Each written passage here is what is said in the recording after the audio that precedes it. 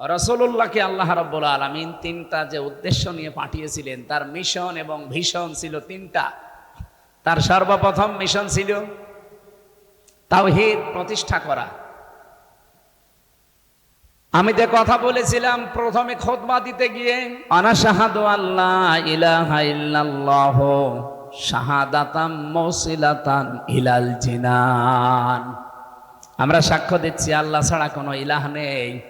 এই সাক্ষ্য যদি কেউ দিতে পারে, এই সাক্ষ্যটা তার জিনান জান্নাত পর্যন্ত পৌঁছিয়ে দেবে। বলেন সুবহানাল্লাহ। নবীজিকে আল্লাহ যেহেতু প্রথম উদ্দেশ্য দিলেন, তিনি তাওহীদ প্রতিষ্ঠা করবেন। এই তাওহীদ পৃথিবীতে প্রতিষ্ঠা করার জন্যে এখন আমরা যারা 210 কোটি মুসলিম আছি, আমাদের 1 নাম্বার কাজ হবে ঐক্যবদ্ধ হওয়া। এতে সারা বাংলাদেশে একই আওয়াজ এখন চলছে যে ঐক্য হন, সবাই ঐক্য হন। কি এটা কিভাবে হওয়া লাগে? এতে যে বিভিন্ন ধর্মের মানুষ আমরা আছি, তাম পৃথিবীতে প্রায় 4,500 ধর্মের মানুষ বাস করে। আমাদের এই দেশেও প্রায় 9টা জাতি আমরা বাস করছি। আমরা যারা আছি অন্তত দল মত জাতি বর্ণ ধর্ম নির্বিশেষে 3টা বিষয়ে এক হওয়া লাগবে। সূরা আলে ইমরান 3 নাম্বার পারা, এটা মনে হয় 17 নাম্বার পৃষ্ঠা, প্রথম নাম্বার লাইনের 64 নাম্বার আয়াতে আছে, কুলিয়া আহলাল কিতাবি তাআলাউ ইলা কালিমাতিন সাওয়াইম বাইনানা ওয়া বাইনাকুম আল্লা না'বুদা ইল্লাল্লাহ ওয়া লা নুশরিকা বিহি শাইআ وَيَتَّخِذَ بَعْضُنَا بَعْضًا أَرْبَابًا مِّن دُونِ اللَّهِ فَإِن تَوَلَّوْا فَقُولُوا اشْهَدُوا بِأَنَّا مُسْلِمُونَ। এটা রেকর্ড হচ্ছে, সারা দুনিয়া এখন এই লাইভগুলো দেখছে। বাংলাদেশের মানুষদেরকে আমরা আহ্বান জানাচ্ছি, অন্য দেশটা বাদই দিলাম, এ দেশটা একটা সুযোগ যখন এসেছে, নবীজির মিশন আর ভিশন প্রথম নাম্বারে তাওহীদ প্রতিষ্ঠা। এটা করার জন্য যেহেতু ঐক্য লাগবে, 3টা বিষয়ে যদি আমরা একমত হতে পারি তাহলে ঐক্য হওয়া সম্ভব। নবীজিকে আল্লাহ বলেছিলেন, নবী আপনি ডাকেন আহলে কিতাবের অধিকারী যারা, তাদেরকে বলেন আসো আমরা এই 3টা জিনিসে এক জায়গায় হই। 1 নম্বরে আল্লাহ না'বুদা ইল্লাল্লাহ, আল্লাহ বাদে আমরা কারো ইবাদত করব না। আজ বাংলাদেশে মতের ভিন্নতা থাকতে পারে, মুসলমানদের ভেতরে বলছি 92% মুসলমান আমরা, অন্য জাতিকে বাদ দিলাম, শুধু মুসলমান আমরা যারা আছি তাদেরকে বলছি আমরা যদি সত্যি তাওহীদ প্রতিষ্ঠায় নবীর এই পয়লা মিশন আর ভিশনে এক হতে পারি, আমাদের এই 3টা বিষয়ে কিন্তু এক জায়গায় হওয়াই লাগবে, ঐক্যমতে আসা লাগবে যে আমরা আল্লাহ বাদে কারো ইবাদত করব। অনেকেই দেখছি আল্লাহ বাদে অন্যের ইবাদত করছে। ইবাদতের যে মিনিং গুলো আমরা পাই, আল্লাহর দেওয়া হুকুম তরিকা লাগবে রাসূলুল্লাহর।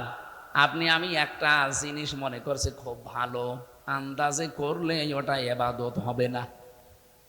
আমি নাম ধরছি আজকে, যা হয় হোক, এই যে আমার তাহেরি ভাই, উনি ইবাদত করছে, জিকিরকে উনি ইবাদত হিসাবে নিয়েছে, কিন্তু যে জিকির গুলো করে ওটা কি ইবাদতের জিকির? এই যে ইয়ালি বাবা, শাহ আলী বাবা, কেল্লা বাবা, ফতে বাবা, নূর আলী বাবা, কিসের বাবা? আপনি জিকির করলে আলেমদের জিজ্ঞাসা করেন সুবহানাল্লাহ, আলহামদুলিল্লাহ, লা ইলাহা ইল্লাল্লাহ, আল্লাহু আকবার, এর বাইরে কোন শব্দ জিকিরের থাকলে বলেন আমি করব। বাংলাদেশে 48,000 দরবার, আমি 3 দিন আগে গিয়েছিলাম চরমনায়ের পীরের দরবারে, পুরাটা ঘুরে দেখলাম। যদি আমি এর আগেও বহুবার গিয়েছি, ওখানে ছিলামও কিছুদিন। সরসিনার দরবারে ঘুরলাম প্রায় 2.5 ঘন্টা ধরে, এনএস কামিল মাদ্রাসা চালুকাটি ঘুরলাম প্রায় 2 ঘন্টা ধরে। চট্টগ্রামের বায়তুল শরফে ঘুরেছি, সারাদিন ছিলাম। 8 গিয়েছিলাম ফরিদপুরে, 3 বার গেলাম ওখানে। এই যে এই সমস্ত জায়গাগুলো আমি দেখে বলছি, আপনারা জিকির সব জায়গা থেকে আওয়াজ আসে। জিকির কিসের বলেন বলেন? যেহেতু জিকির একটা ইবাদত, আমি চরমনায় বলেন, সরসিনা বলেন, বাইতুস্বর বলেন, আটরশি বলেন, দেওয়ানবাগি বলেন না, আমি নিষেধ করছি না, কিন্তু জিকির আপনাকে করা লাগবে এই চারটা শব্দ দিয়ে। যদি এই চারটা শব্দের বাইরে আপনি জিকির করেন তাহলে ওটা জিকির না। ওই যে তাহিরি ভাই যেটা করে এটা জিকির না, ওটা ওনার ফিকির। হ্যাঁ, কথা বলুন। এমনকি আল্লাহর কালেমাকে আপনি খণ্ডিত আকারে জিকির করতে পারবেন না, কোনো পারমিশন নেই। তাম্মাত কালিমাতু রব্বিকা সিদকা ওয়া আদলা। আল্লাহ বলেন আমার কালামগুলো, আমার কালেমা, আমার যে কথা, এগুলো কিন্তু সত্য। 2 নাম্বার, এটা একেবারে ইনসাফ দিয়ে পরিপূর্ণ। আপনি যদি শুধু সুবহান সুবহান সুবহান বলেন, জিকির হবে না। কি কথা বলছেন এখানে? এমনকি যদি কেউ বলে আকবার আকবার আকবার, জিকির হবে। আল্লাহু আকবার বলা লাগবে, সুবহান আল্লাহ বলা লাগবে, আলহামদ আলহামদ বলবেন, জিকির হবে না। আলহামদুলিল্লাহ বলা লাগবে। লাইলা লাইলা লাইলা বলবেন, হবে না। লা ইলাহা ইল্লাল্লাহ বলা লাগবে। দলিল হচ্ছে সূরা মুহাম্মদ 26 নাম্বার পারা 8 নাম্বার পৃষ্ঠার 1ম নাম্বার লাইনে দেখবেন, ফাআলাম আন্নাহু লা ইলাহা ইল্লাল্লাহ। কেন না? আল্লাহ বলতে বাধ্য না যে লা ইলাহা লা ইলাহা বলতে বাধ্য না? আল্লাহ কেন পুরা কালেমা বললেন? জেনে রাখো, ফাআলাম আন্নাহু লা ইলাহা ইল্লাল্লাহ। যত পীর সাহেব আছেন, যত আল্লাহর বুজুর্গ বান্দা দাবি করেন, ইসলাম মন মতো বানিয়ে নেবেন না। কিছু মানুষ এখন আওয়াজ তুলছে, উনি চরমনায় সরসিনায় বাইতুস্বরের পীরের কাছে গেছে ভুল ধরার জন্য। আল্লাহর কসম না, যেখানে 4টা শব্দের বাইরে জিকির আছে, আল্লাহর কসম এটা জিকির আল্লাহর হচ্ছে না, অন্য কারো হচ্ছে। আপনি জিকির করবেন এই 4টা শব্দ দিয়ে। যে দরবারে আছেন জিকির শেখার জন্য, সেখানে যাবেন। আমার কথা বোঝা যাচ্ছে? আমরা আল্লাহ বাদে আর কারো ইবাদত এখানে করতে চাই না। এদেশে যে যে দলে আছেন, মতে আছেন, হয়তো মত পার্থক্য আমাদের থাকবে, কিন্তু এই জায়গায় এক হওয়া লাগবে যে আল্লাহ বাদে আমরা কারো ইবাদত করব না। 2 নাম্বারে, ওয়ালা নুশরিকা বিহি শাইআ, আল্লাহর সাথে অন্য কাউকে আমরা শিরিক করব না। এই যে আজকে নারী কমিশন 328 পৃষ্ঠার যে বই পুরাটা পড়লাম আমি আজ কয়দিন ধরে, এখানে আমি 13টা পয়েন্টে দাগ দিয়েছি, প্রত্যেকটা কোরআনের বিরুদ্ধে। ওরা 3 নাম্বার পয়েন্টে লিখেছে যে দেহ আমার, সিদ্ধান্ত আমার। এটা পড়া কোরআন শরীফের একেবারে ডাইরেক্ট বিরুদ্ধোচ্চারণ। সূরা আরাফের 54 নাম্বার আয়াতে আপনি খোলেন, ফাআলাম আন্নাহু লা ইলাহা ইল্লাল্লাহ। আল্লাহ পাক বলেন আলা লাহুল খালক ওয়াল আমরু, সৃষ্টি যার, সিদ্ধান্ত তার। আপনি কেন বলতে গেলেন যে আমার দেহ আমার, সিদ্ধান্ত আমার? দেহ কি আপনার নাকি? বলেন। 33 বছর আমার বয়স, 34 বছর আগে আমার কোনো অস্তিত্ব ছিল? দেহ আমার হয় কি করে? আমাকে একজন বানিয়েছে, এই জন্য আল্লাহ আয়াত দিয়েছে, কাইফা তাকফুরুনা বিল্লাহি ওয়া কুনতুম আমওয়াতান ইলা আখিরি আয়াত। আল্লাহ পাক বলেন যে কাইফা শব্দ দিয়ে বাক্য আরম্ভ করলেন কেন? বালাগাত মান্তিকের যে 19টা আমি চ্যাপ্টার পড়েছি, এর ভেতরে একটা এটা আছে, কাইফা শব্দ ব্যবহার করা হয় সেন্টেন্সের আগে, যেটা আমার আল্লাহর নিজেরও বিশ্বাস হয় না। মানে আল্লাহ নিজেও বিশ্বাস করতে চাচ্ছেন না যে মানুষ আমার নাফরমানি করতে পারে। এই জন্য কাইফা দিয়ে আরম্ভ করলেন, কাইফা তাকফুরুনা বিল্লাহি ওয়া কুনতুম আমওয়াতান। মানুষ কি করে আমার নাফরমানি করে, আমার সাথে কুফরি করে, আমার আয়াতকে মানতে চায় না, আমার বিরুদ্ধে উচ্চারণ করে। কি করে করে? ফাআহকুনতুম আমওয়াতান, অথচ ও মৃত ছিল। ফাআহইয়াকুম, আমি আল্লাহ নিজে তাদেরকে জীবন দিয়েছি। যে মানুষগুলো নারী কমিশনে বসে বসে এই পয়েন্টগুলো কোরআনের বিরুদ্ধে সাজালেন, বিয়ের ক্ষেত্রে, তালাকের ক্ষেত্রে, অবিবাহিতদের ক্ষেত্রে এবং জমি জায়গা ভাগ করার ক্ষেত্রে, এরকম 13টা পয়েন্ট আমি একটা একটা করে সবগুলো কোরআনের বিরুদ্ধে। আপনি কি নিয়ে বললেন এই কথাগুলো বলেন তো? প্রকাশ্য শিরিক। এই দেশকে আমার মনে হয় অস্থিতিশীল করার জন্য শুধু এদের কাজ না, এদের পেছনে কোনো রাঘব বোয়াল কাজ করছে। নাই তো এই সময় এই সিদ্ধান্ত আসা জীবনও এই কয়টা মহিলার দ্বারা সম্ভব না। যে মহিলাগুলো এই সিদ্ধান্ত দিয়েছে, এদেরকে দেখলে কি মহিলা মনে হয়? আমার তো মনে হয় না মহিলা। এ না পুরুষ না মহিলা, আমার আলাদা কোন জন্তু। আপনি দেখেছেন ওদের চেহারার দিকে? পুরুষের কাটিংও না, মহিলাদের কাটিং না। কি মহিলাদের তো আলাদা একটা কাটিং আছে, ওর কি? আমি নিচে নামতে পারলাম না। কোরআনে কারিমে সূরা কলমের 13 নাম্বার আয়াতটা ফতোয়া দিয়ে দিলাম, রেকর্ড হচ্ছে, যাক ওদের কানে। উতুল্লিম বাদা যালিকা জানিম। এত শক্ত করে বলতাম না। কোরআনের বিরুদ্ধে যারা আছেন, আল্লাহ 1500 বছর আগে জানিয়ে দিয়েছেন তারা যারও সন্তান। কমিশনের এই নীতিমালা মানা তো দূরের কথা, আমির জামাত ডক্টর শফিকুর রহমান হাফিজাহুল্লাহ ডাইরেক্ট জানিয়ে দিয়েছেন কমিশনই মানি না, নীতিমালা তো আরো দূরের কথা।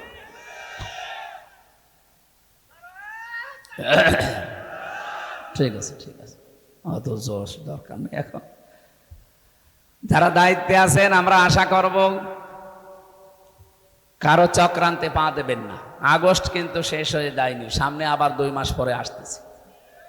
আবার যদি 36শে জুলাই তৈরি করা লাগে, এত বড় শিকড় যদি কেটে ফেলা যায়, আপনাদের তো এখনো শিকড়ই তৈরি হয়নি। কারা করাচ্ছে এগুলো আমরা জানি।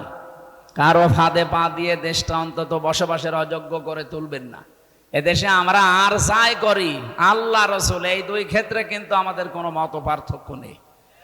হয়তো কিছু সিদ্ধান্তে আমরা এদিক ওদিক যেতে পারি, মত পার্থক্য, কিন্তু এই 2 জায়গায় কিছু হলেই তখন আর কে আওয়ামী লীগ, কে বিএনপি, কে জাতীয় পার্টি, কে জামাত, ওটা নেই। আমরা আশা করব আমাদের ভাষারা আপনারা বুঝবেন। আল্লাহর সাথে শিরিক হবে না, যারা করবে না তাদের সাথে ঐক্য করা। 3 নম্বরে ওয়ালা ইয়াত্তাখিযা বা'দুনা বা'দান আরবাবাম মিন দুনিল্লাহ, আল্লাহ বাদে অভিভাবক হিসাবে আমরা কাউকে মানি না। এই 3টা জায়গায় যারা এক, তাদের সাথে ঐক্য করা জায়েজ আছে, আর ঐক্যর নিয়মই এইটা। ফাইন তাওয়াল্লাহু ফাকুলু শাহাদু বিআন্না মুসলিমুন, বলে দেন। এরপরও যদি কেউ মুখ ফিরিয়ে চলে যায়, তারা যেন জেনে রাখে যে আমি মুসলমান, আমি কি। সুতরাং এদেশে আমরা 92% যারা মুসলমান দাবি করছি, 92% লাগবে না, শুধুমাত্র যদি 51% মুসলমান আমরা টিকে থাকতে পারি এই 3টা বিষয়ের উপরে, আল্লাহর কসম এদেশের সামনে ইসলাম সংসদে চলে যাবে। 2 নম্বরে রসুলের ভীষণ আর মিশন ছিল, উনি মানব অধিকার প্রতিষ্ঠা করেছিলেন। এটা করার জন্য কয়েকটা পদ্ধতি উনি হাতে নিয়েছিলেন। সূরা নিসা 58 নম্বর আয়াতটা পড়বেন।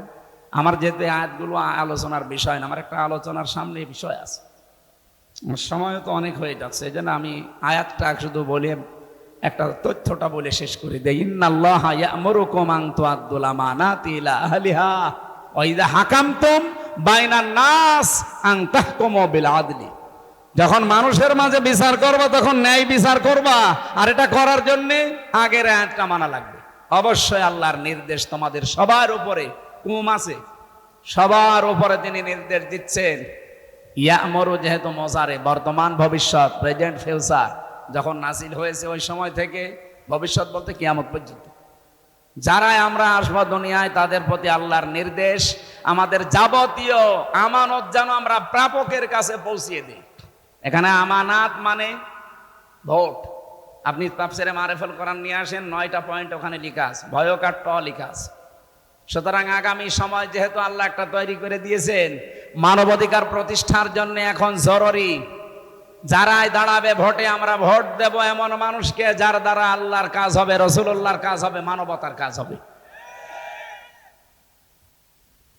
যদি কেউ এটাকে দুনিয়ার কাজ মনে করেন, যদি মনে করেন এটা রাজনীতি, এটা ধর্ম ব্যবসা, হ্যাঁ এইটাই আমার ধর্ম ব্যবসা, এইটাই আমার রাজনীতি, আপনার যা মনে হয় করেন, আপনার কাছে যা মনে হয় তাই করেন, বলেন, কিন্তু এইটাই আমার রাজনীতি, এইটাই আমার ধর্ম ব্যবসা, আমি সামনে সুযোগ আল্লাহ দিয়েছেন, আমি এই সুযোগ কাজে লাগাতে চাই।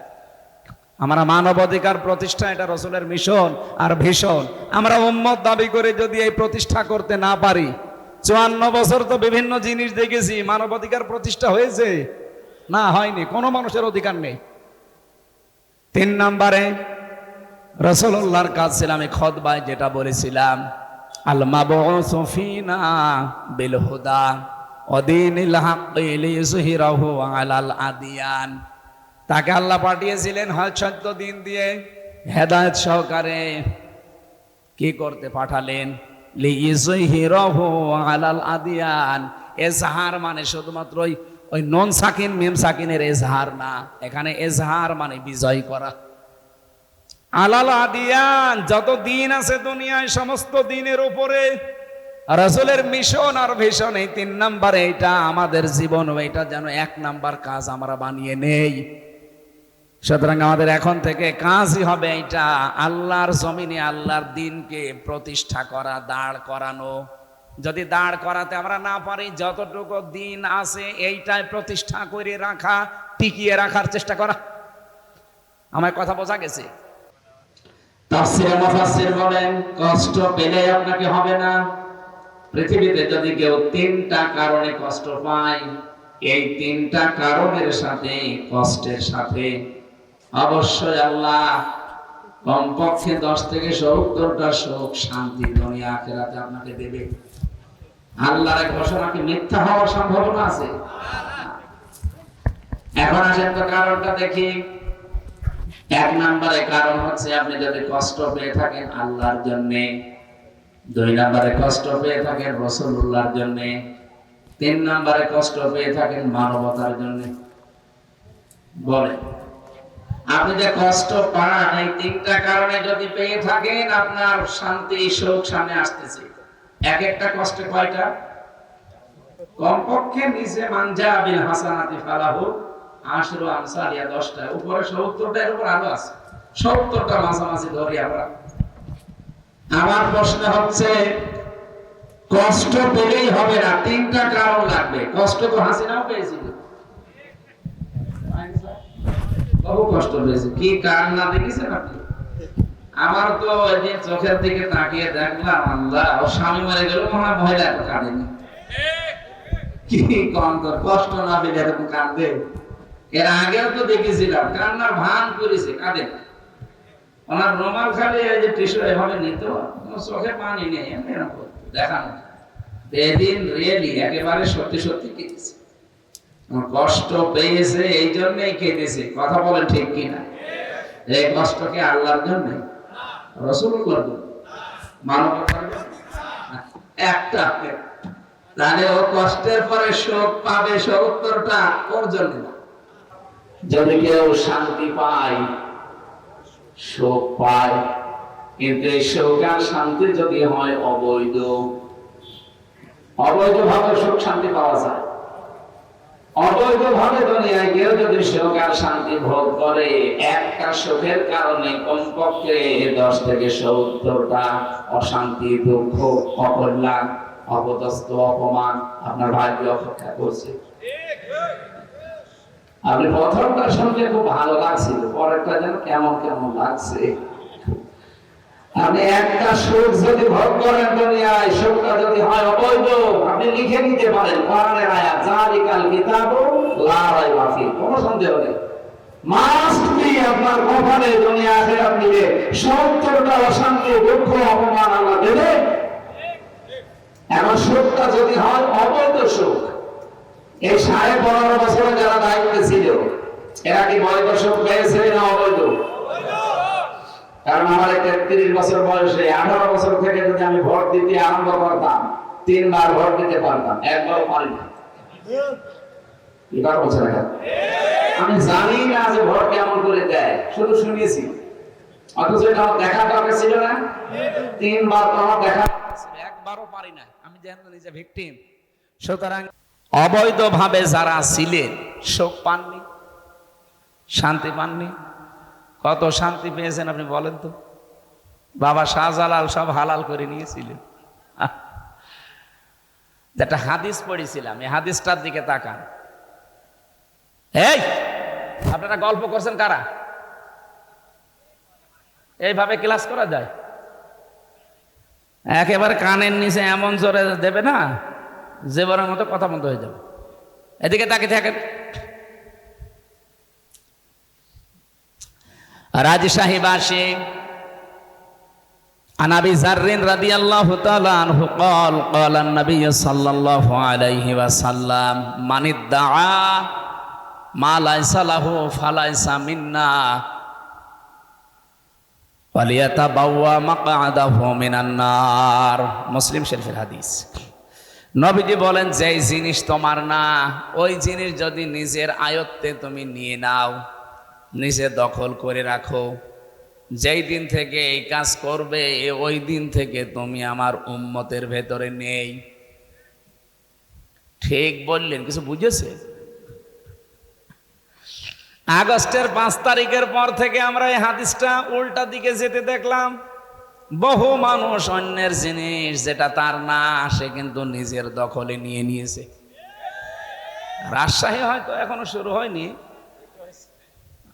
আপনি বলেন তো, এই হাদিস 100 ভাগ সত্য না 98 ভাগ?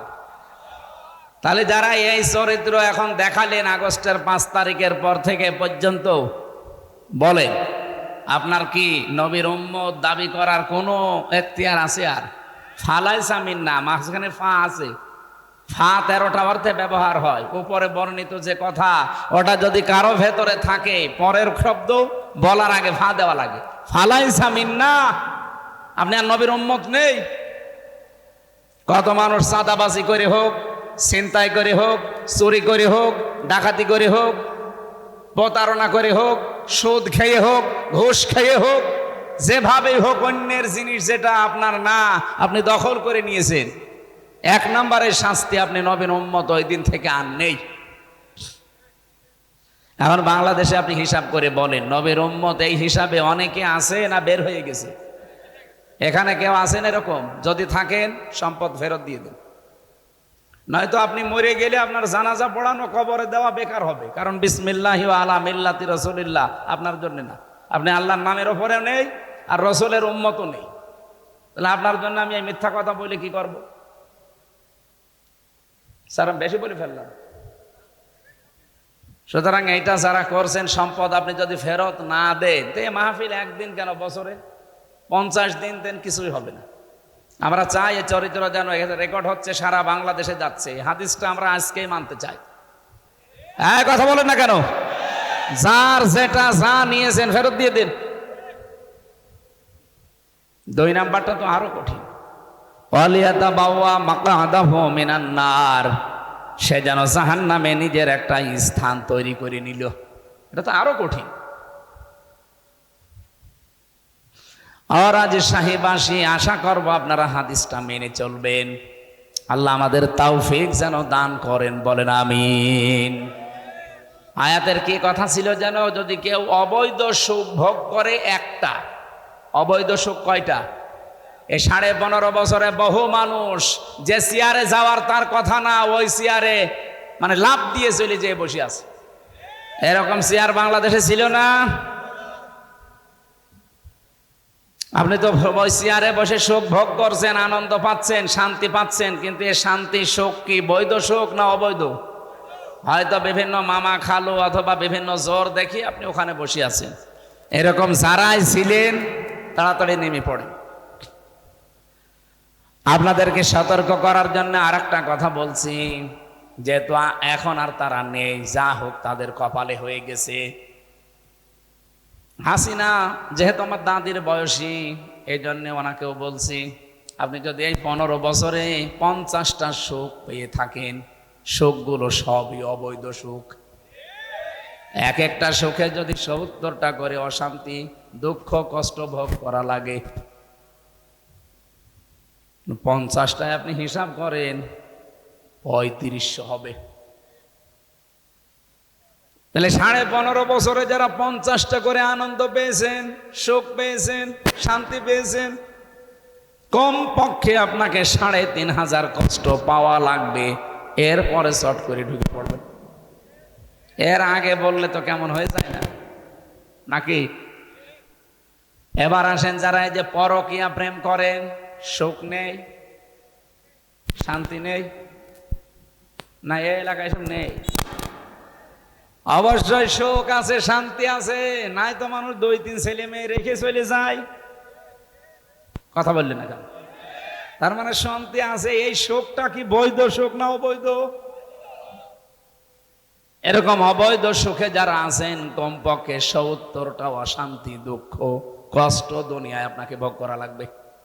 এই জন্য যারা আছেন আপনাকে বাঁচাতে চাই, এই মুহূর্তে তওবা করেন, পরকীয়া প্রেম আজকে থেকে শেষ। কারা কারা ছেড়ে দিতে পারবেন হাত তোলেন তো। না, দাঁড়িয়ালা মানুষ, নাউজুবিল্লাহ। কার সাথে লাইন আছে আপনার?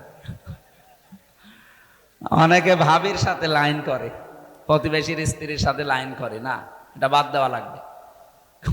যারা আছেন যদি হাত আন্দাজে তোলেন, আপনার মনে হয় কিছু আছে। যদি কিছু থাকে এক্ষুনি মোবাইল নাম্বার আর আস্তাগফিরুল্লাহ পড়ে জীবনের মতো তওবা করে ফিরে আসেন। অবৈধ সুখ আপনি ভোগ করলেই মাস্ট বি আপনাকে দুনিয়াতে অশান্তি ভোগ করা লাগবে। কয়টা? ৭০টা। একটায় ৭০টা। তাহলে যদি 50টা অবৈধ সুখ ভোগ করে থাকেন, আপনি হিসাব করে বলেন আপনি কি পাবেন। যেহেতু ওনারা অবৈধ সুখ ভোগ করেছে, আগামীতে কেউ যেন অবৈধ সুখ আর ভোগ করতে না পারে, এই জন্যই বারবার সারা দেশে বলছি, নির্বাচন আমরাও চাই, কিন্তু এদের মাধ্যমে না। এই ১৬২৮ জন যারা দায়িত্বে ছিল, এই ডিসি, এই এসপি, এই টিওনো, এই ওসি, তারাই আছে, খালি চেয়ার পাল্টিয়েছে। রাজশাহীর ডিসি গেছে কুষ্টিয়ায়, কুষ্টিয়ারটা কুমিল্লায়, কুমিল্লারটা কক্সবাজার। এই মাল তো সব একই আছে। যেহেতু এদেরকে দিয়ে করানো লাগবে সামনে, যদি এদেরকে আপনি না পাল্টিয়ে আবার এদের আন্ডারেই দিয়ে দেন, কি হবে? এই 15 বছরে যা হয়েছে, দিনের ভোট আবার রাতে হয়ে যাবে। দিনের ভোট রাতে হলে যারা আসবে ওরা কি বৈধ না অবৈধ? আরো জোরে বলেন। এই অবৈধ মানুষকে আপনারা সামনে যদি দিয়েও দেন, আর সে যদি যায়ও, ও সুখ শান্তি পাবে না। সব হালাল করে নেবে তখন। যে সুখ শান্তি যেহেতু বৈধ না, আর অবৈধ সুখ আপনি ভোগ করতে চাইলেও আপনাকে আমি করতে দেব না, কারণ আমি আপনার হিতাকাঙ্ক্ষী। আপনি একটা সুখ পাবেন অবৈধ, অশান্তি দুনিয়ায় পাবেন কয়টা? তা আপনাকে আমি ঠেলিয়ে দেব কোন কারণে? আপনাকে আমি বাঁচাতে চাচ্ছি এই কারণেই। এরপরে যদি কেউ এখন অবৈধ চিন্তা ভাবনা করেন, যান, আপনার কপালের উপরে ছেড়ে দিলাম।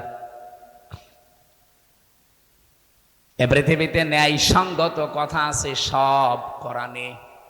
ন্যায়সঙ্গত কথার বাইরে কোনো কথা আমার আল্লাহ কোরআনে দেননি। ওয়াতাম্মাত কালিমাতু রাব্বিকা সিদকাও ওয়া আদলা লা মুবাদদিলা লিকালিমাতিহি ওয়া হুয়াস সামিউল আলিম। সূরা আনামের 115 নম্বর আয়াতে আল্লাহ বলেন, আমার এই কোরআন আমি 3টা জিনিস দিয়ে পরিপূর্ণ করে দিয়েছি। 1 নম্বরে যত কথা কোরআনে আছে সব সত্য কথা। 2 নম্বরে যত কথা আছে সব ভারসাম্যপূর্ণ, ন্যায় ইনসাফ দিয়ে পরিপূর্ণ। 3 নম্বরে কিয়ামত পর্যন্ত আমার কথা কোনোদিন পরিবর্তন হবে।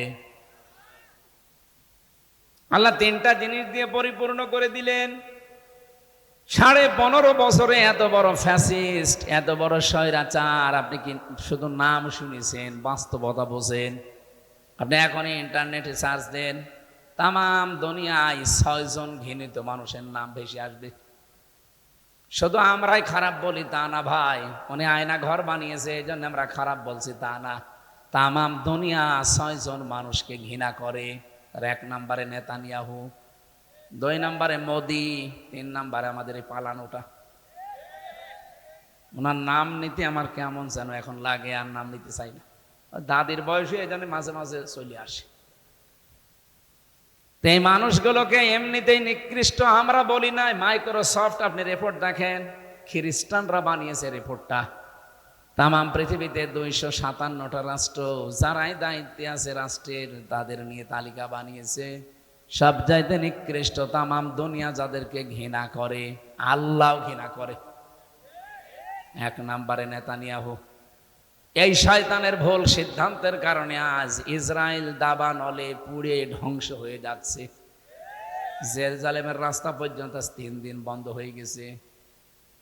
ওদের উন্নত মেশিন ছিল 108টা। যত উন্নত প্রযুক্তি পৃথিবীতে ইসরায়েলের আছে, দুনিয়ায় আর কারো নেই। ওর পরে আছে আমেরিকার। এত উন্নত প্রযুক্তির মেশিনগুলো ব্যবহার করছে, শুধু পানি দিয়ে না, অন্যান্য ঔষধ ছিটিয়ে। কিন্তু যত পানি ঢালে ঔষধ দেয়, তত আগুন আরো জোরে। কারণ এই আগুন তো হামজা জ্বালায়নি, কে জ্বালিয়েছে? আজকে ওদের একেবারে মেন শহরে আগুন চলে এসেছে অলরেডি। যে 6টার খবর। ন্যায় ইনসাফপূর্ণ বিষয়গুলো যদি কেউ হাত দেয়, যেখানে সত্যি ন্যায় পরায়ণতা থাকার কথা, ওইটা যদি কেউ উল্টিয়ে ফেলে, তখন আমার আল্লাহ সিস্টেম পরিবর্তন করে দেয়। এখন বসবাসের অযোগ্য হয়ে যাবে। কিছুদিন আগে যে ইসরায়েলের সন্ত্রাসীদের ভয়ে ফিলিস্তিনের নিরীহ মানুষগুলো পালিয়ে যাচ্ছিল, এখন আমার আল্লাহ তাদেরকে নিজের এলাকা থেকে পালাতে বাধ্য করছে। সিস্টেম পাল্টিয়ে ফেললে এটাই হবে। আজকে গোবিন্দ পরামানিকায় যে সন্ধ্যা 6টার সময় লাইভ করেছে, আপনারা কেউ দেখেছেন কিনা? আমি নিজে দেখছিলাম। লোকটা তামাম দুনিয়ার হিন্দুদেরকে আহ্বান জানাচ্ছে, এই মাতাল মোদিকে থামান। এটা মাতাল, অলরেডি দাঙ্গা বাঁধিয়ে দিয়েছে। আপনি মনে করছেন দাঙ্গাটা শুধুমাত্র গুজরাটে থাকবে? না, দেখেন এই বাতাস বাংলাদেশে আসলো বলে। কারণ ওদের সাথে একটা দেশের বর্ডারের কোনো মিল নেই। কয়েকদিন আগে মালদ্বীপ, শ্রীলঙ্কা সবগুলোই হোসেন ভাই ঘুরে আসলো। ওদের সাথে মালদ্বীপের মিল নেই, শ্রীলঙ্কার মিল নেই, ভুটানের মিল নেই, পাকিস্তানের তো নেই। ওদিকে আফগানিস্তানের একটা বর্ডার আছে, ওইটার সাথেও মিল নেই। মায়ানমারের সাথে মিল নেই, চীনের সাথে মিল নেই। আমাদের সাথে মিল ছিল, বুবো ছিল, বুবো নেই, মিল নেই।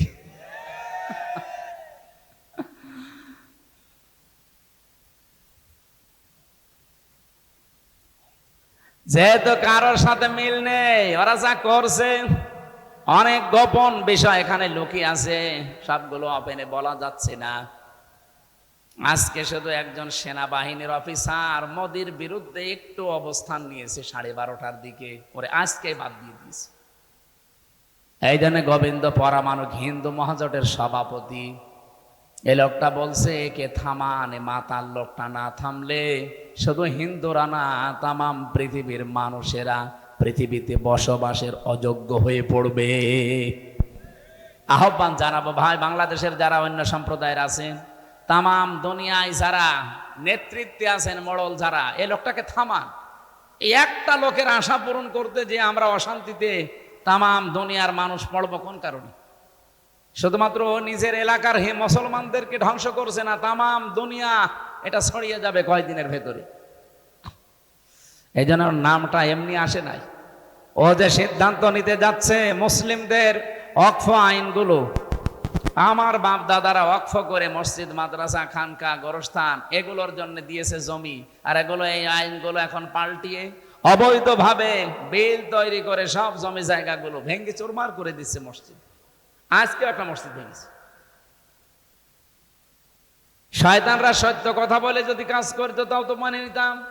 500 বছর আগে এখানে মন্দির ছিল। পৃথিবীর মানুষেরা মাটির নিচে কেউ তেল পায়, গ্যাস পায়, সোনা পায়, রূপা পায়, আর শয়তানরা শুধু মাটির নিচে মন্দির পায়। তাও যেখানে সেখানে পায় না, শুধু মসজিদের নিচে পায়। এটাতে পোড়াটা ওর ষড়যন্ত্র, দুর্বিসন্ধি তামাম দুনিয়া এখন বুঝে ফেলছে, হিন্দুরা পর্যন্ত বুঝে ফেলেছে। গোবিন্দ পরামানিক একজন হিন্দু না? এক কথা বলছে না কেন? পিনাকি ভট্টাচার্য হিন্দু না? এই মানুষগুলো যদি ওকে থামাতে বলে, মুসলমান এখন অনেক মুসলমান ওর পক্ষে কথা বলে। আমার মনে হয় ববু দোয়াও করছে যে আল্লাহ হায়াত বাড়িয়ে দাও আল্লাহর।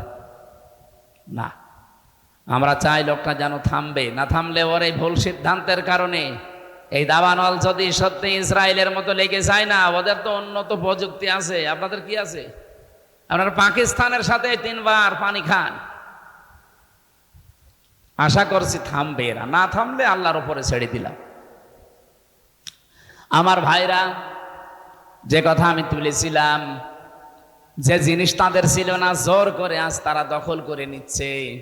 এক নাম্বারটা নাই বললাম যে তারা নবীর উম্মত না, এটা তাদের দরকার নেই। কিন্তু 2 নাম্বার, ওয়ালিয়াতাবাওয়া মাকআদাহু মিনান নার, সে যেন জাহান্নামে নিজের একটা স্থান তৈরি করে নিল, এটা তো তাদের জন্য হবে। সুতরাং পৃথিবীতে যারা দখলদার, যারা চাঁদাবাজ, যারা ছিনতাইকারী, অন্যের জিনিস যারা দখল করে নিচ্ছেন, আল্লাহর কসম করে বলছি আপনি জাহান্নামের অধিবাসী। বলেন নাউজুবিল্লাহ। আমাদের ভেতরে যেন এই চরিত্র না আসে। কথা বোঝা গেছে তো? রাসূলুল্লাহকে আল্লাহ রাব্বুল আলামিন 3টা যে উদ্দেশ্য নিয়ে পাঠিয়েছিলেন, তার মিশন এবং ভিশন ছিল 3টা। তার সর্বপ্রথম মিশন ছিল তাওহীদ প্রতিষ্ঠা করা। আমি যে কথা বলেছিলাম প্রথমে খুতবা দিতে গিয়ে, আনা শাহাদু আল্লাহ ইলাহা ইল্লাল্লাহ শাহাদাতাম মুসিলাতান ইলাল জিনান, আমরা সাক্ষ্য দিচ্ছি আল্লাহ ছাড়া কোনো ইলাহ নেই। এই সাক্ষ্য যদি কেউ দিতে পারে, এই সাক্ষ্যটা তার জিনান জান্নাত পর্যন্ত পৌঁছিয়ে দেবে। বলেন সুবহানাল্লাহ। নবীজিকে আল্লাহ যেহেতু প্রথম উদ্দেশ্য দিলেন, তিনি তাওহীদ প্রতিষ্ঠা করবেন। এই তাওহীদ পৃথিবীতে প্রতিষ্ঠা করার জন্যে এখন আমরা যারা 210 কোটি মুসলিম আছি, আমাদের 1 নাম্বার কাজ হবে ঐক্যবদ্ধ হওয়া। এই যে সারা বাংলাদেশে একই আওয়াজ এখন চলছে যে ঐক্য হন, সবাই ঐক্য হন। কি এটা কিভাবে হওয়া লাগে? এদের যে বিভিন্ন ধর্মের মানুষ আমরা আছি, তাম পৃথিবীতে প্রায় 4,500 ধর্মের মানুষ বাস করে। আমাদের এই দেশেও প্রায় 9টা জাতি আমরা বাস করছি। আমরা যারা আছি অন্তত দল মত জাতি বর্ণ ধর্ম নির্বিশেষে 3টা বিষয়ে এক হওয়া লাগবে। সূরা আলে ইমরান 3 নাম্বার পারা, এটা মনে হয় 17 নাম্বার পৃষ্ঠা, 1ম নাম্বার লাইনের 64 নাম্বার আয়াতে আছে, কুলিয়া আহলাল কিতাবি তাআলাউ ইলা কালিমাতিন সাওয়াইম বাইনানা ওয়া বাইনাকুম আল্লা না'বুদা ইল্লাল্লাহ ওয়া লা নুশরিকা বিহি শাইআ وَيَتَّخِذَ بَعْضُنَا بَعْضًا أَرْبَابًا مِّن دُونِ اللَّهِ فَإِن تَوَلَّوْا فَقُولُوا اشْهَدُوا بِأَنَّا মুসলিমুন। এটা রেকর্ড হচ্ছে, সারা দুনিয়া এখন এই লাইভগুলো দেখছে। বাংলাদেশের মানুষদেরকে আমরা আহ্বান জানাচ্ছি, অন্য দেশটা বাদই দিলাম, এ দেশটা একটা সুযোগ যখন এসেছে, নবীজির মিশন আর ভিশন 1ম নাম্বারে তাওহীদ প্রতিষ্ঠা। এটা করার জন্য যেহেতু ঐক্য লাগবে, 3টা বিষয়ে যদি আমরা একমত হতে পারি তাহলে ঐক্য হওয়া সম্ভব। নবীজিকে আল্লাহ বলেছিলেন, নবী আপনি ডাকেন আহলে কিতাবের অধিকারী যারা, তাদেরকে বলেন আসো আমরা এই 3টা জিনিসে এক জায়গায় হই। 1 নাম্বারে আল্লাহ না'বুদা ইল্লাল্লাহ, আল্লাহ বাদে আমরা কারো ইবাদত করব না। আজ বাংলাদেশে মতের ভিন্নতা থাকতে পারে, মুসলমানদের ভেতরে বলছি 92% মুসলমান আমরা, অন্য জাতিকে বাদ দিলাম, শুধু মুসলমান আমরা যারা আছি তাদেরকে বলছি আমরা যদি সত্যি তাওহীদ প্রতিষ্ঠায় নবীর এই পয়লা মিশন আর ভিশনে এক হতে পারি, আমাদের এই 3টা বিষয়ে কিন্তু এক জায়গায় হওয়াই লাগবে, ঐক্যমতে আসা লাগবে যে আমরা আল্লাহ বাদে কারো ইবাদত করব। অনেকেই দেখছি আল্লাহ বাদে অন্যের ইবাদত করছে। ইবাদতের যে মিনিং গুলো আমরা পাই, আল্লাহর দেওয়া হুকুম তরিকা লাগবে রাসূলুল্লাহর। আপনি আমি একটা জিনিস মনে করছি খুব ভালো, আন্দাজে করলে ওটা ইবাদত হবে না।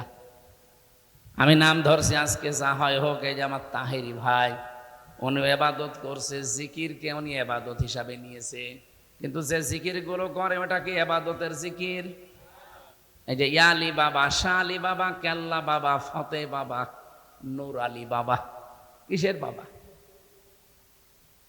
আপনি জিকির করলে আলেমদের জিজ্ঞাসা করেন সুবহানাল্লাহ, আলহামদুলিল্লাহ, লা ইলাহা ইল্লাল্লাহ, আল্লাহু আকবার, এর বাইরে কোনো শব্দ জিকিরের থাকলে বলেন, আমি করব। বাংলাদেশে 48,000 দরবার। আমি 3 দিন আগে গিয়েছিলাম চরমনায়ের পীরের দরবারে, পুরাটা ঘুরে দেখলাম। যদি আমি এর আগেও বহুবার গিয়েছি, ওখানে ছিলামও কিছুদিন। সরসিনার দরবারে ঘুরলাম প্রায় 2.5 ঘন্টা ধরে। এনএস কামিল মাদ্রাসা চালুকাটি ঘুরলাম প্রায় 2 ঘন্টা ধরে। চট্টগ্রামের বায়তুল শরফে ঘুরেছি, সারাদিন ছিলাম। 8 গিয়েছিলাম ফরিদপুরে, 3 বার গেলাম ওখানে। এই যে এই সমস্ত জায়গাগুলো আমি দেখে বলছি, আপনারা জিকির, সব জায়গা থেকে আওয়াজ আসে জিকির কিসের বলেন বলেন। যেহেতু জিকির একটা ইবাদত, আমি চরমনায় বলেন, সরসিনা বলেন, বায়তুল শরফ বলেন, 8 বলেন, দেওয়ানবাগি বলেন, না আমি নিষেধ করছি না, কিন্তু জিকির আপনাকে করা লাগবে 4টা শব্দ দিয়ে। যদি এই 4টা শব্দের বাইরে আপনি জিকির করেন, তাহলে ওটা জিকির না। ওই যে তাহিরি ভাই যেটা করে, এটা জিকির না, ওটা ওনার ফিকির। হ্যাঁ, কথা বলুন। এমনকি আল্লাহর কালেমাকে আপনি খণ্ডিত আকারে জিকির করতে পারবেন না, কোনো পারমিশন নেই। তাম্মাত কালিমাতু রব্বিকা সিদকা ওয়া আদলা। আল্লাহ বলেন আমার কালামগুলো, আমার কালেমা, আমার যে কথা, এগুলো কিন্তু সত্য। 2 নম্বরে এটা একেবারে ইনসাফ দিয়ে পরিপূর্ণ। আপনি যদি শুধু সুবহান সুবহান সুবহান বলেন, জিকির হবে না। কি কথা বলছেন কেন?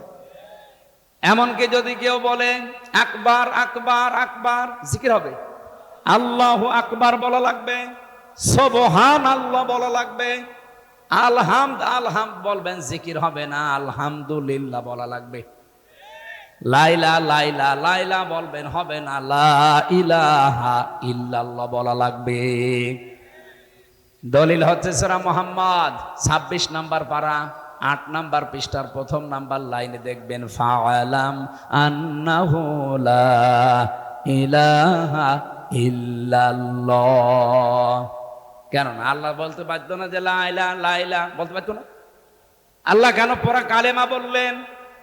জেনে রাখো, ফাআলাম আন্নাহু লা ইলাহা ইল্লাল্লাহ। যত পীর সাহেব আছেন, যত আল্লাহর বুজুর্গ বান্দা দাবি করেন, ইসলাম মন মতো বানিয়ে নেবেন না।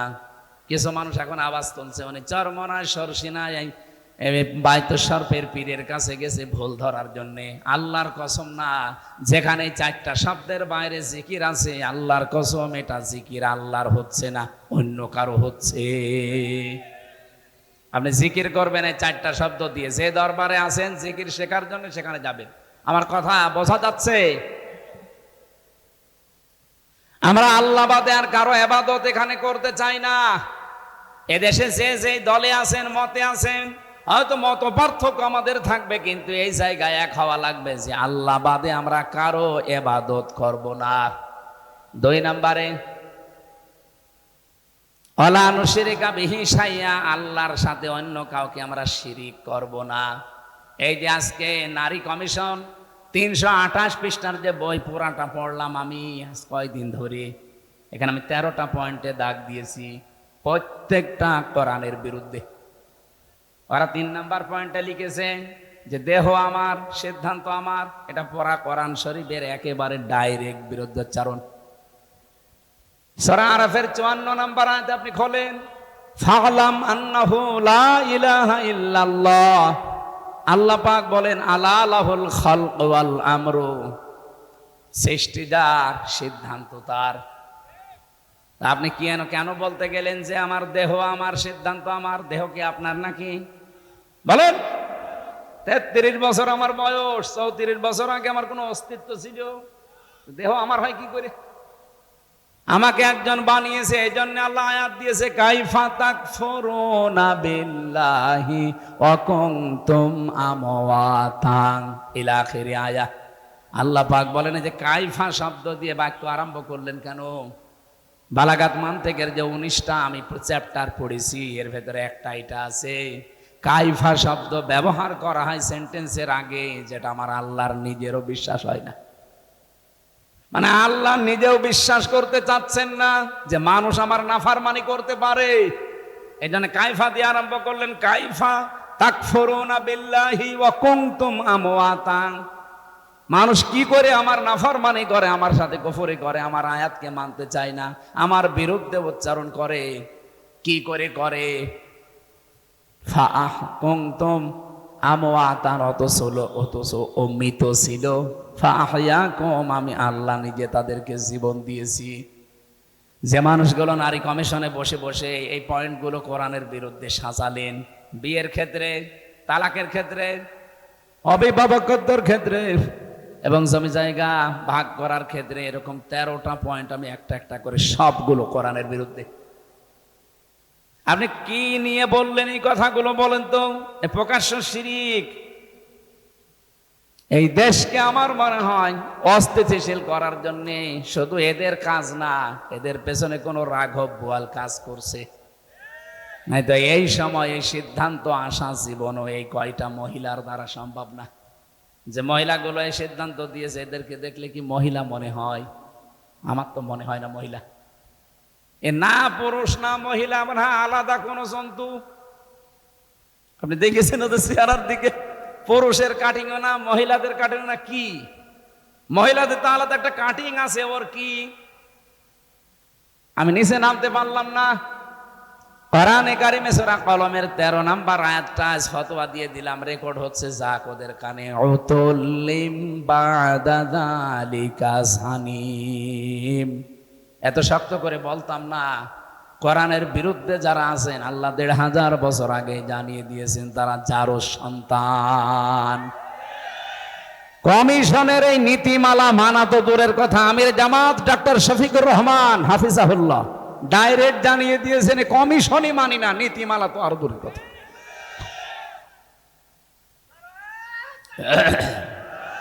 ঠিক আছে, ঠিক আছে, অত জোশ দরকার নেই এখন। যারা দায়িত্বে আছেন, আমরা আশা করব কারো চক্রান্তে পা দেবেন না। আগস্ট কিন্তু শেষ হয়ে যায়নি, সামনে আবার 2 মাস পরে আসতেছে। আবার যদি 36শে জুলাই তৈরি করা লাগে, এত বড় শিকড় যদি কেটে ফেলা যায়, আপনাদের তো এখনো শিকড়ই তৈরি হয়নি। কারা করাচ্ছে এগুলো আমরা জানি। কারো ফাঁদে পা দিয়ে দেশটা অন্তত বসবাসের অযোগ্য করে তুলবেন না। এদেশে আমরা আর যাই করি, আল্লাহ রসুল, এই 2 ক্ষেত্রে কিন্তু আমাদের কোনো মত পার্থক্য নেই।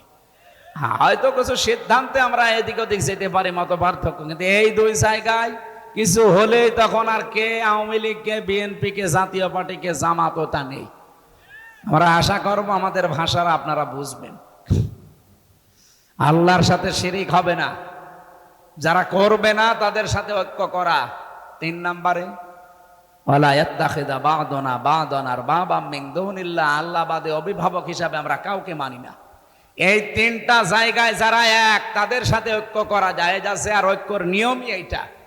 ফাইন তাওয়াল্লাউ ফাকুলু শাহাদু বিআন্না মুসলিমুন, বলে দেন এরপরও যদি কেউ মুখ ফিরিয়ে চলে যায়, তারা যেন জেনে রাখে যে আমি মুসলমান। আমি কি?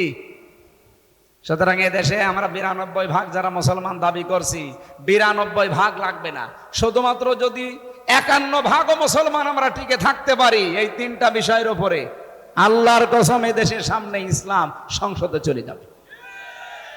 2 নম্বরে রসুলের ভীষণ আর মিশন ছিল, উনি মানব অধিকার প্রতিষ্ঠা করেছিলেন। এটা করার জন্য কয়েকটা পদ্ধতি উনি হাতে নিয়েছিলেন। সূরা নিসা 58 নম্বর আয়াতটা পড়বেন। আমার যেহেতু আয়াতগুলো আলোচনার বিষয় না, আমার একটা আলোচনার সামনে বিষয় আছে, আমার সময় তো অনেক হয়ে যাচ্ছে, এই জন্য আমি আয়াতটা শুধু বলে একটা তথ্যটা বলে শেষ করে দেই। ইন্নাল্লাহা ইয়া'মুরুকুম আন তুআদ্দুল আমানাতি ইলা আহলিহা ওয়া ইযা হাকামতুম বাইনান নাস আন তাহকুমু বিল আদলি। যখন মানুষের মাঝে বিচার করবা তখন ন্যায় বিচার করবা, আর এটা করার জন্য আগের আয়াতটা মানা লাগবে। অবশ্যই আল্লাহর নির্দেশ তোমাদের সবার উপরে আছে, সবার উপরে তিনি নির্দেশ দিচ্ছেন। ইয়া'মুরু যেহেতু মোজারে, বর্তমান ভবিষ্যৎ, প্রেজেন্ট ফিউচার, যখন নাজিল হয়েছে ওই সময় থেকে ভবিষ্যৎ বলতে কিয়ামত পর্যন্ত যারাই আমরা আসবো দুনিয়ায়, তাদের প্রতি আল্লাহর নির্দেশ, আমাদের যাবতীয় আমানত যেন আমরা প্রাপকের কাছে পৌঁছিয়ে দিই। এখানে আমানাত মানে ভোট। আপনি তাফসিরে মারিফুল কোরআন নিয়ে আসেন, 9টা পয়েন্ট ওখানে লেখা আছে, ভয়কার ট লেখা আছে। সুতরাং আগামী সময় যেহেতু আল্লাহ একটা তৈরি করে দিয়েছেন, মানবাধিকার প্রতিষ্ঠার জন্য এখন জরুরি যারাই দাঁড়াবে ভোটে আমরা ভোট দেব এমন মানুষকে যার দ্বারা আল্লাহর কাজ হবে, রাসূলুল্লাহর কাজ হবে, মানবতার কাজ হবে। যদি কেউ এটাকে দুনিয়ার কাজ মনে করেন, যদি মনে করেন এটা রাজনীতি, এটা ধর্ম ব্যবসা, হ্যাঁ এইটাই আমার ধর্ম ব্যবসা, এইটাই আমার রাজনীতি, আপনার যা মনে হয় করেন, আপনার কাছে যা মনে হয় তাই করেন বলেন, কিন্তু এইটাই আমার রাজনীতি, এইটাই আমার ধর্ম ব্যবসা, আমি সামনে সুযোগ আল্লাহ দিয়েছেন, আমি এই সুযোগ কাজে লাগাতে চাই। আমরা মানবাধিকার প্রতিষ্ঠা, এটা রাসূলের মিশন আর ভীষণ। আমরা উম্মত দাবি করে যদি এই প্রতিষ্ঠা করতে না পারি, 54 বছর তো বিভিন্ন জিনিস দেখেছি, মানবাধিকার প্রতিষ্ঠা হয়েছে না? হয়নি, কোনো মানুষের অধিকার নেই। 3 নম্বরে রাসূলুল্লাহর কাজ ছিল, আমি খুতবায় যেটা বলেছিলাম, আল মাবউসু ফিনা বিল হুদা ওয়া দীনিল হাক্কি লিইয়ুযহিরাহু আলাল আদিয়ান। তাকে আল্লাহ পাঠিয়েছিলেন সত্য দিন দিয়ে, হেদায়েত সহকারে। কি করতে পাঠালেন? লিইয়ুযহিরাহু আলাল আদিয়ান।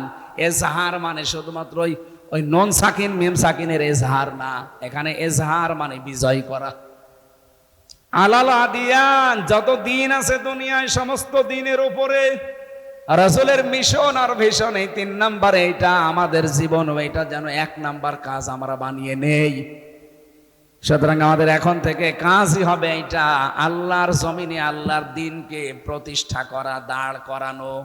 যদি দাঁড় করাতে আমরা না পারি, যতটুকু দিন আছে এইটাই প্রতিষ্ঠা করে রাখা, টিকিয়ে রাখার চেষ্টা করা। আমার কথা বোঝা গেছে? দিন যতদিন আমরা কায়েম করতে এই দেশে না পারি, যতটুকু দিন বাংলাদেশে আছে, দিন নেই দেশে 5 ওয়াক্ত নামাজ পড়া, এটা দিন না? এই যে বিবাহ শাদী ইসলামের কায়দায় হয়, এটা দিন না? অন্তত যতটুকু আছে এই দিনটা যেন অন্তত টিকে থাকে, এটা যেন আবার হারিয়ে না যায়। শারা'a লাকুম মিনাদ-দীনি মা ওয়াসসা বিহি নূহা। আল্লাহ পাক বলেন, আমি নির্ধারিত করে দিয়েছি। ওয়াসস শব্দের শাব্দিক অর্থ শুধু ওসিয়ত করা না, কঠিন ভাবে শক্তভাবে নির্দেশ দেওয়ার নাম ওয়াসস। আল্লাহ বলেন, আমি নির্দেশ দিয়েছি নূহ আলাইহিস সালামকে, ওমা ওয়াসাইনা বিহি ইব্রাহিমা ওয়া মূসা ওয়া ঈসা ওয়া আওহাইনা ইলাইকা। হে নবী, আপনার প্রতিও আমি একই ওহী করছি, একই নির্দেশ নাজিল করছি। যেমনটা ইব্রাহিমকে, মুসাকে, ঈসাকে আমি করেছিলাম, আনাকিমুদ্দিন, আমার দিন কায়েম করো। এখন দিন কি? দিনের পারিভাষিক অর্থ আমি পেয়েছি 4টা। পড়া কোরআন শরীফ থেকে আমি পুরাটা পড়ে পড়ে একটা একটা করে প্রায় 11টা আমি দিনের বের করেছি। এগুলো পুরাটা যদি আমরা ব্যক্তি, পরিবার, সমাজ আর রাষ্ট্রে কায়েম করতে পারি, তাহলে এই আয়াতের হক আদায় হবে। আল্লাহ পাক বলেন, আকিমুদ্দিন ওয়ালা তাতাফাররাকু ফি। পৃথিবীতে দিন কায়েম করবা, এখানে কোনো মত পার্থক্য করবা না।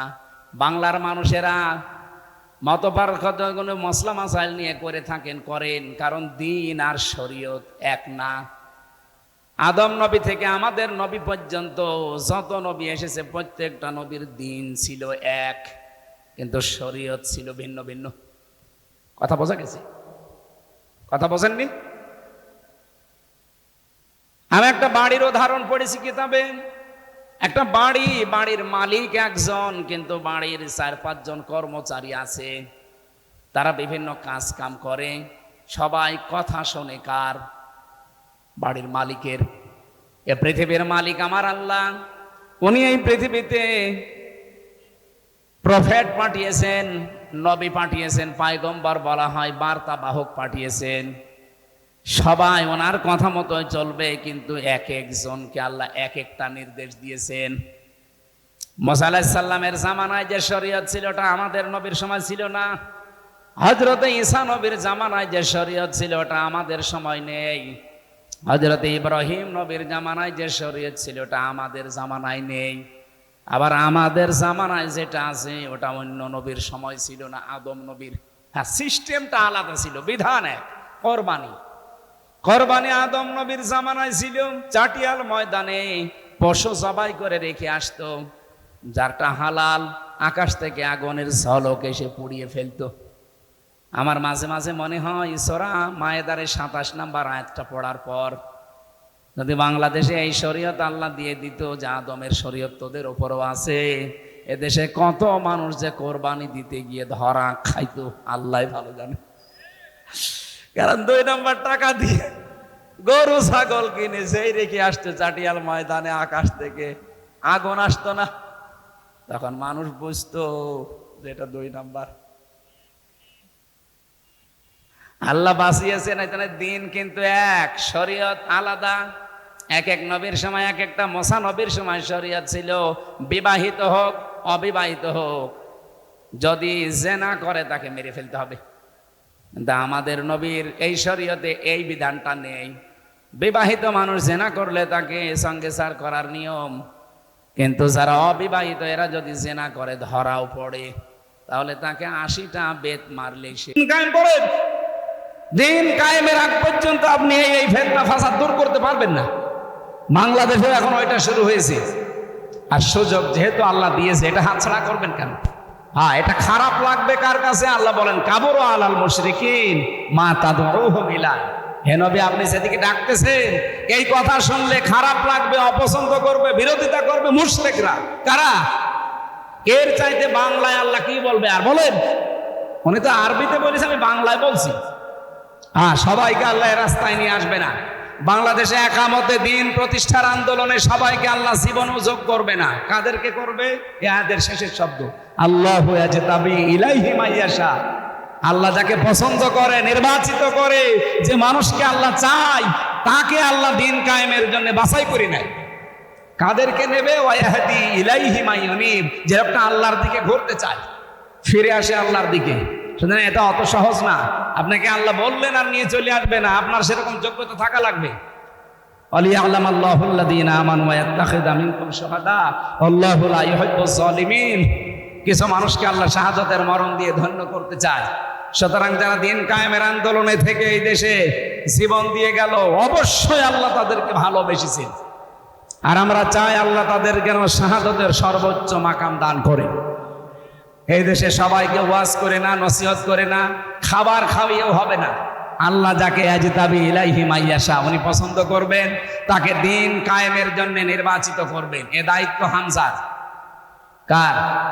আল্লাহু ইয়াজতাবি ইলাইহি মাইয়াশা। আল্লাহ বলেন আমার দায়িত্ব এটা, আমি কাকে নির্বাচন করব দিন কায়েমের জন্য। আজ হাজার হাজার লক্ষ লক্ষ মানুষ দেশে না, একামতে দিনের অ্যাক্টিভ কর্মী এই দেশে অত বেশি নেই। কারণ আল্লাহ সবাইকে দিয়ে কাজ করাতে চান না। ওয়াহদি ইলাইহি মাইয়ুনিব, যে লোকটা ফিরতে চায় আল্লাহর দিকে একনিষ্ঠভাবে, তাকে আল্লাহ কাজ করতে চায়। এই ইউনিব আর হানিফ, এই দুইটা শব্দের অর্থ এক। একনিষ্ঠভাবে আপনি যদি মন তৈরি করতে পারেন, আল্লাহর কসম আপনাকে আল্লাহ দিনের একামতে দিনের কর্মী বা খাদেম হিসাবে কবুল করবে। নবীদেরকে আল্লাহ এই দায়িত্বটাই দিয়েছিল। আল্লাহ যেন আমাকে ওই রকম একটা লাইনে রাস্তায় রাখে। আমিন। রাত 1:10 বাজে, এখন আর কথা বলা ঠিক হবে না। আমি মেয়েদের জীবনী নিয়ে একটা বই লিখেছিলাম কারাগারে থাকতে। এটা দাম্পত্য সমস্যা এবং সমাধান, মেয়েদেরকে এটা দেবেন। আর একটা সৃষ্টি নিয়ে লেখা আছে, যদি পারেন নিয়েছি, ওই গাড়িতে আছে, শিক্ষিত মানুষরা নিয়েন। আল্লাহুম্মা আমিন। লা হাওলা ওয়ালা কুওয়াতা ইল্লা বিল্লাহিল আলিয়্যিল আযীম। লা ইলাহা ইল্লা আনতা সুবহানাক ইন্নী কুনতু মিনাজ জালিমিন। আল্লাহ আমাদের এই অনুষ্ঠানটা আজ কবুল করে নাও। সুবহানাকা আল্লাহুম্মা আস্তাগফিরুকা ওয়া আতুবু ইলাইহি। লা ইলাহা ইল্লাল্লাহু মুহাম্মাদুর রাসূলুল্লাহ।